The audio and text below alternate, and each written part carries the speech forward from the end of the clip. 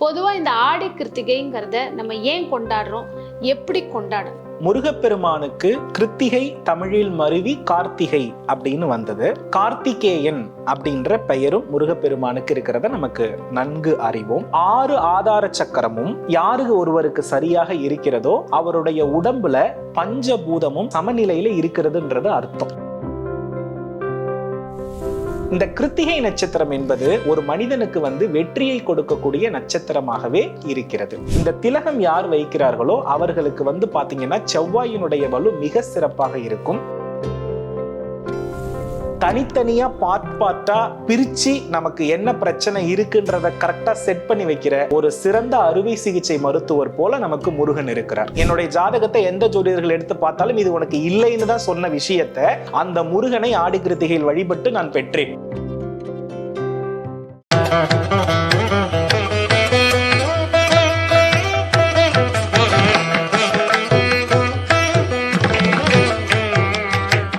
Sir வணக்கம். ஸ்ரீ குருப்பியோ நமஹ, ஸ்ரீ மாத்ரே நமஹ, ஓம் அகத்தீசாயி நமஹ. வணக்கம்மா. இப்போ இந்த ஆடி கிருத்திகை அப்படிங்கிறது ரொம்ப பிரபலமாக எல்லாரும் கொண்டாடுறாங்க. ஏன்னா உங்களோட பதிவுகள் எல்லாத்துலேயுமே நீங்கள் கொண்டாடுறதுனுடைய பலன் என்ன, ஏன் கொண்டாடுறோம் அப்படிங்கிறத நீங்கள் தெளிவாக சொல்கிறதுனால இந்த கேள்வி உங்ககிட்ட கேட்க தான் சரியாக இருக்கும். பொதுவாக இந்த ஆடி கிருத்திகைங்கிறத நம்ம ஏன் கொண்டாடுறோம், எப்படி கொண்டாடணும்? பொதுவாமா நம்ம ஆடி கிருத்திகை அப்படின்னு பேசுறதுக்கு முன்பாக கிருத்திகையை பற்றி நம்ம முதல்ல பேசிடணும். பொதுவா முருகப்பெருமானுக்கு கிருத்திகை தமிழில் மருவி கார்த்திகை அப்படின்னு வந்தது. கார்த்திகேயன் அப்படின்ற பெயரும் முருகப்பெருமானுக்கு இருக்கிறத நமக்கு நன்கு அறிவோம். நம்மளுடைய உடல்ல 6 ஆதார சக்கரங்கள் இருக்கிறது நமக்கு நன்றாகவே தெரியும். இந்த 6 சக்கரங்கள் 6 முகங்களாக 6 படை வீட்டில் ஆட்சி புரிகிறார் என்பதும் நீங்க தெரிஞ்சுக்கணும். ஒரு மனிதனுடைய கர்ம பலன் அவருடைய உடல்ல ஏதாவது ஒரு சக்கரத்தை என்ன பண்ணும்னா செயலிழக்க வைக்கும். எல்லா சக்கரமுமே ஒரு மனிதனுக்கு சரியாக செயல்படாது. இப்போ 6 ஆதார சக்கரமும் யாருக்கு ஒருவருக்கு சரியாக இருக்கிறதோ அவருடைய உடம்புல பஞ்சபூதமும் சமநிலையில இருக்கிறதுன்றது அர்த்தம். இந்த பஞ்சபூதத்தை உடம்புல சமநிலைப்படுத்தியவர்கள் தான் மகான்கள் அப்படின்னும். இன்னைக்கு இருக்கக்கூடிய மிகப்பெரிய விவிஐபிஸ்லாம் இருக்காங்க இல்லையா, இப்போ பிரெயினால எல்லாத்தையுமே ஸ்மார்ட் ஒர்க் பண்ணி ஒரு கோடீஸ்வரராக, ஒரு ராஜ பொறுப்பில் இருப்பவர்கள், முதலமைச்சராக, அதே போல பிரதமராக இருப்பவர்கள் அத்தனை பேருக்கும் தன்னுடைய பிறப்பின் கொடுப்பினையினால் இந்த சக்கரங்கள் எப்பொழுதுமே சிறப்பாக செயல்படும். ஆகையினால தான் அவங்களால என்ன பண்ண முடியுதுன்னா ஸ்மார்ட்டா ஒர்க் பண்ண முடியுது. அப்போ ஒரு மனிதனுடைய 6 சக்கரங்களினுடைய ஒட்டுமொத்த மையப்புள்ளி எங்க இருக்கிறதுனா இந்த இடத்துலதான் இருக்கிறது. இப்போ நிறைய பேர் கேட்பாங்க, நீங்க ஏன் திலகம் வச்சிருக்கிறீங்க, நீங்க ஏன் திலகம் வச்சிருக்கீங்கன்னு என்ன நிறைய பேர் கேட்டது உண்டு. இப்ப நான் வைத்திருக்கிறது ஒரு தீப்பொறி போல நம்ம வைத்திருப்போம். இந்த கிருத்திகை நட்சத்திரம் என்பது ஒரு மனிதனுக்கு வெற்றியை கொடுக்கக்கூடிய நட்சத்திரமாகவே இருக்கிறது. 3வது நட்சத்திரமாக கிருத்திகை நட்சத்திரம் வருகிறது. அதிலும் குறிப்பாக நாம 1ஆம் பாவத்தையும் 2ஆம் பாவத்தையும் இணைக்கக்கூடிய மிக முக்கியமான ஒரு நட்சத்திரம். இப்ப நீங்க நல்லா கவனிச்சு பாத்தீங்கன்னா மன்னர்கள் எல்லாம் போருக்கு புறப்படுகின்ற பொழுதும், எந்த ஒரு நல்ல காரியத்தை ஒருவர் செய்கின்ற பொழுதும் அவருக்கு திலகம் வைப்பது வழக்கமாக இருக்கிறது. இன்னைக்கும் நம்மளுடைய ஒரு பணக்கார நிலையில் இருக்கக்கூடிய ஒரு முக்கியமான சமூகத்தினர் எப்பொழுது வியாபாரத்திற்கு சென்றாலும் தன் தாயின் கையாலோ அல்லது மனைவியின் கையாலோ சிவப்பு நிற குங்குமத்தை நெற்றியில் திலகமாக வைத்து செல்வது வழக்கம். அவர்கள் கிட்டதான் நம்ம நகையெல்லாம் நிறைய மாட்டியிருக்கோம். சரிங்களா? அப்போ இந்த இடத்துல நம்ம என்ன தெரிஞ்சுக்கணும்னா, கிருத்திகை நட்சத்திரத்திற்கும் திலகத்திற்கும் ஒரு தொடர்பு இருக்கிறது. இந்த திலகம் யார் வைக்கிறார்களோ அவர்களுக்கு பாத்தீங்கன்னா செவ்வாயினுடைய வலு மிக சிறப்பாக இருக்கும். அதே போல நெற்றிக்கண்ணை நாம் கிருத்திகையின் வடிவம் என்றே சொல்லுகின்றோம். நம்ம நெற்றிக்கண் எங்க இருக்குன்னு தெரியும் இல்லையா? புருவ மத்தியமத்துலதான் இருக்குது. அந்த நெற்றிக்கண்ணிலிருந்து தோன்றியவர் யார்? முருகப்பெருமான். ஓகே. அப்போ இந்த இடத்துல சிவபெருமானுடைய நெற்றிக்கண் பகைமையை அழிக்கும், தீமையை அழிக்கும் அப்படின்னு நமக்கு சொல்லப்படுது இல்லையா? அதே போல ஆலயத்தில் கொடுக்கக்கூடிய பிரசாதங்கள் இருக்கு இல்லையா, அதை நம்ம வாங்கி எங்க வைப்போம்? நெற்றியில தான் நெற்றியில தான் வைப்போம். வைப்போம். இதுக்கு காரணம் என்னன்னா, நம்ம நெற்றியை ஒவ்வொரு முறை தொடும் பொழுதும், நெற்றியில் ஒவ்வொரு முறை பிரசாதங்களை வைக்கின்ற பொழுதும் நம்மளுடைய 6 ஆதார சக்கரங்கள் ஆட்டோமேட்டிக்கலி சுழல்கிறது என்று அர்த்தம். நம் உடலில் பகைமையாக இருக்கக்கூடிய நோய்கள், மனோசஞ்சலங்கள், பிரச்சனைகள் அத்தனையும் ஒரு சிறு ஆலய பிரசாதம் நமக்கு தீர்த்து வைக்கின்றது. இது இந்து தர்மத்துல மட்டுமல்ல, நீங்க இஸ்லாம்லயும் எடுத்துக்கோங்க, அதே போல கிறிஸ்தவத்திலும் எடுத்துக்கோங்க. நெற்றியை தொடர்பு படுத்தாமல் எந்த வித குறியீட்டையும் அவங்க போட மாட்டாங்க. காரணம் என்ன அப்படின்னா, அந்த 6 ஆதார சக்கரத்தினுடைய முடிச்சு எங்க இருக்கு? நம்ம நெற்றியில் தான் இருக்கிறது. இப்ப முருகன் எதற்கு பிறந்தார்? பகையை அழிக்க பிறந்தார். அப்ப பகையை அழிக்கக்கூடிய தோற்றம் என்பது சண்முகர். 6 முகங்கள் அவருக்கு கட்டாயமாக இருக்கும். அப்போ இந்த இடத்துல ஒரு வருடம் என்பது 12 மாதம், அது 2ஆக பிரிக்கப்படுகிறது. உத்தராயணம், தட்சிணாயனம்னு பிரிக்கப்படுகிறது. இந்த உத்தராயணம் தொடங்குறத நம்ம என்ன சொல்றோம்னா தை மாதம்னோ, தட்சிணாயனம் தொடங்குறத ஆடி மாதம்னு நாம சொல்கிறோம். இப்போ இந்த 2 மாதத்திலும் வரக்கூடிய கிருத்திகையுமே மிக மிக விசேஷம்தான். அது ஒரு காலம், இது ஒரு காலம், பூமியினுடைய சுழற்சியை பொறுத்து. அப்போ 2 சுழற்சி காலத்திலும் நம் உடலும் மனமும் முன்ஜென்மத்தால் செய்த பாவத்தினால் பகை என்ற கடன், பகை என்ற நோய், பகை என்ற மனோ பிரச்சனை, பகை என்ற கால தாமதம், இது எதுவும் இல்லாமல் இருக்க வேண்டும் என்றால் அவர் கண்டிப்பாக உத்தராயண காலத்தில் வரக்கூடிய கிருத்திகையில் முருகனையும், தட்சிணாயன காலத்தில் வரக்கூடிய கிருத்திகையில் முருகனையும் வழிபட நன்மை உண்டு. இன்னைக்கு நாம இருக்கிறது தட்சிணாய காலத்துக்கு உட்பட்ட முருகப்பெருமான். ஆகையினால நம்மளுடைய 6 ஆதார சக்கரங்களையும் நாம் சிறப்பாக செயல்படுத்துவதற்காக எடுக்கப்பட்ட விஷயம்தான் காவடி. இப்ப ஆடி கிருத்திகையினாலே காவடிக்கு பஞ்சமே இருக்காது. அந்த 6 ஆதார சக்கரங்களையும் நோய் தீர்த்து அருள்பவராக ஒரு மூர்த்தி இருக்கிறார். அவர்தான் பழனி ஆண்டவர். இன்னைக்கும் ஆடி கிருத்திகைனா பழனியில போயிட்டு நிக்க முடியாது நம்மளால. அப்ப என்னன்னா, ஒரு மனிதனுக்கு புத்திர பேர் இல்லையா, அதற்கு பெயர் தோஷம். ஒரு மனிதருக்கு மனை சுகம் இல்லையா, அதற்கு பெயர் தோஷம்.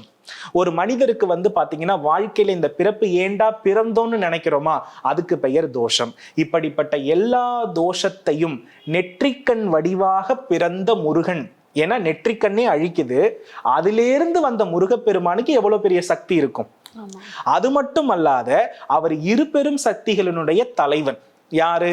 சிவபெருமான் தன்னுடைய தத்துவங்களை திரட்டி முருகனுக்கு உயிர் கொடுக்கிறார். அம்மா தன்னுடைய சக்தி எல்லாம் ஒன்று திரட்டி கையில வேலாக கொடுக்கிறாங்க. அப்போ அம்மை அப்பன் 2 பெரும் சக்திகள் ஒரு உடல்ல இருக்குதுன்னா அவருக்கு எவ்வளவு பெரிய சக்தி இருக்கும். அப்போ தனித்தனியா பார்ட்டா பிரிச்சு நமக்கு என்ன பிரச்சனை இருக்குன்றத கரெக்டா செட் பண்ணி வைக்கிற ஒரு சிறந்த அறுவை சிகிச்சை மருத்துவர் போல நமக்கு முருகன் இருக்கிறார். அதுல குறிப்பா காலத்தை பொறுத்து கடவுளை பிடித்தால் நன்மை. அந்த காலமாக இருப்பதுதான் நமக்கு நாள், நட்சத்திரம், திதி எல்லாமே. அப்ப இந்த ஆடி கிருத்திகை நாளில் நாம் சண்முகர் என்றால் 6 முகம் இருக்கக்கூடிய முருகப்பெருமானிற்கு 6 விதமான நெய்வேத்தியங்கள் செய்து, எப்படி வேணாலும் நீங்க செஞ்சுக்கலாம், ஆனா 6 விதமான நெய்வேத்தியம் இருக்கணும். அந்த 6 விதமான நெய்வேத்தியத்தோடு பானக நீர் இருக்கணும். இதை வைத்து உங்கள் ஊருக்கு அருகாமையில் இருக்கக்கூடிய சிவாலயத்தில் இருக்கக்கூடிய சண்முகருக்கு நீங்க வழிபட்டதற்கு பிறகு நீங்க விநியோகம் செய்தீர்கள் அப்படின்னா உங்களுடைய உடலில் இருக்கக்கூடிய நோய் அத்தனையும் நிவாரணம் ஆகும். உங்க விதிப்பயன்ல நீங்க எதை கேட்டு நெடுகாலமா தடையாயிருக்கோ அதை நிவர்த்தி செய்து தருவார். குறிப்பு, ஆடி கிருத்திகையில் முருகப்பெருமானுக்கு சந்தனம் வழங்கியே தீர வேண்டும். ஏன் சந்தனமோ சந்தன காப்பும் நம்ம உபயம் செய்யணும்னு சொல்றேன்னா, அவர் பாத்தீங்கன்னா அக்னியினுடைய அம்சமாக இருக்கிறார். ஆடி மாதத்தில் குரு உச்சம் என்பதினாலே குருவுக்கு உரிய பொருளை நாம் தானம் தருகின்ற பொழுது கந்த பெருமான் அதிக குளிர்ச்சி நிலைக்கு நாம் என்ன கேட்கின்றோமோ அதை உறுதியாக தரக்கூடிய பிராப்த நிலையில் அவர் இருந்தே தீருகிறார். அதிலும் குறிப்பாக நீர்நிலையோடு இருக்கக்கூடிய சிவபெருமான் ஆலயத்தில் இருக்கக்கூடிய முருகனுக்கு இந்த ஆடி மாதத்துல மிக சிறப்பு. அதுல ஒண்ணு திருச்செந்தூர்.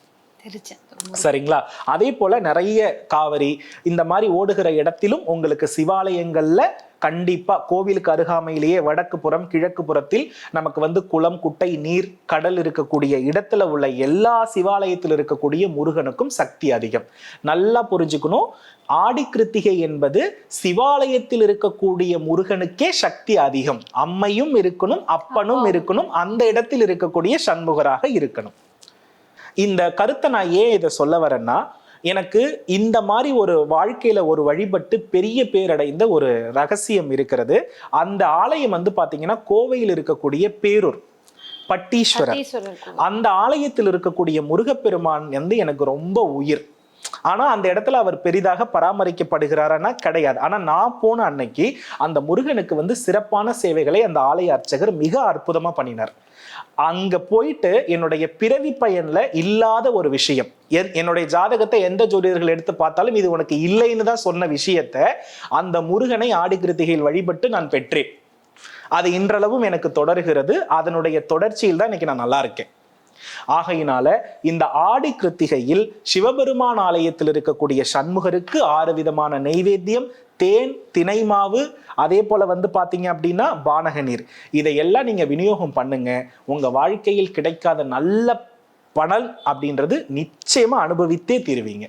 தீமை அப்படின்றதுக்கு உங்க வாழ்க்கையில என்ன இருக்காது, வேலையே இருக்காது.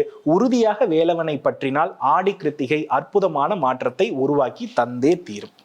அருமை. ஏன்னா முருகரை பத்தி நிறைய பேர் நிறைய இடங்கள்ல பேசுறாங்க.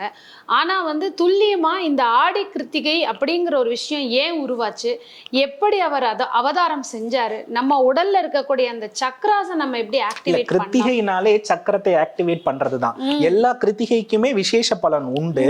ஆனா அந்த உத்தராயண தட்சிணாயன கிருத்திகைக்கு ஒரு சிம்பிளான விஷயம் சொல்றேமா. உத்தராயண காலம் அப்படின்னு வரும்பொழுது நமக்கு வந்து நம்மளுடைய மேல் பாதி வந்து பாத்தீங்கன்னா சூரியன் வந்து ஆளுமை செய்வார். அதே போல தட்சிணாயன காலம் என்பது நம்மளுடைய இடுப்புக்கு கீழ்ப்பகுதி வந்து சூரிய பகவான் ஆளுமை செய்கிற இடம். ஆகையினால அசுர சக்தி எல்லாம் இந்த ஆடி கிருத்திகையில் அழிந்து போகும், வேலை செய்யாது. அசுரர்களை அழிக்கிறதுக்காகவே அவர் வந்து ஒரு அவதாரம் எடுத்தார். அதே மாதிரி இந்த ஆடி கிருத்திகையில முருகப்பெருமானை எப்படி வழிபடணும், எந்த இடத்துல இருக்கக்கூடிய முருகப்பெருமான வழிபடணும் முக்கியம். எல்லாருமே வீட்டுல பண்ணலாமான்னு கேட்காமல் இருக்கிறவரை ரொம்ப சந்தோஷம். ஆலயத்துக்கு தான் போகணும். ஆலயத்துக்கு போனோம். அதுவும் நீர் ஓடையில இருக்கக்கூடிய சிவபிரான் இருக்கக்கூடிய ஆலயத்துல இருக்கக்கூடிய முருகருக்குத்தான் வந்து அந்த ஆடி கிருத்திகையில பலம் அதிகம் அப்படின்னு தெள்ள தெளிவா சொல்லியிருக்கீங்க. ஆடி கிருத்திகையை பத்தி ஒரு சிறப்பான ஒரு காணொலியா தான் வந்து இந்த பதிவு இருந்தது. பார்க்குற எல்லோருக்குமே நல்ல பயனுள்ள பதிவா இருந்தது. இதே மாதிரி அடுத்த ஒரு நல்ல ஒரு பயனுள்ள பதிவுல சந்திக்கிறோம் சார். நல்லதுமா. வெற்றிவேல் முருகா.